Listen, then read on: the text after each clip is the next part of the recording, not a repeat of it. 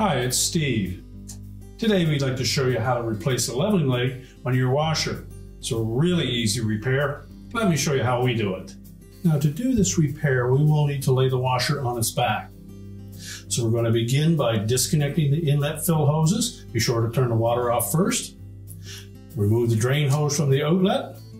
Then we'll also need to disconnect the power. So be sure to unplug the washer, and then we'll pull it out far enough that we can either lay it on its side or on its back.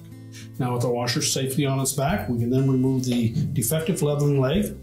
Now you will note that the kit supplies you with two different styles of leveling legs, because there are different varieties of this washer. In this case, we have the bolt style leveling leg. With that removed, we're going to first of all make sure that the jam nut is loose and that the insert that the leg fits into is clear of any debris. You should thread in easily by hand.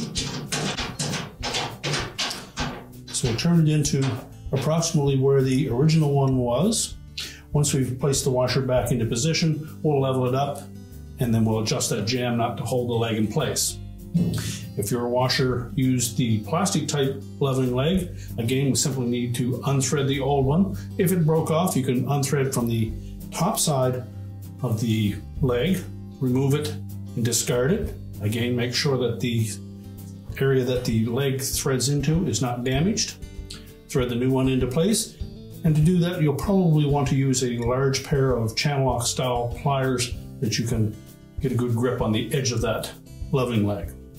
Again, we'll get it close to where it should be. We'll level it once we have the washer back in place. So with this style installed, we're now ready to stand the washer up. Once we have it level, we'll tighten that jam nut with a wrench to keep it from moving. We're now ready to push the washer back into place.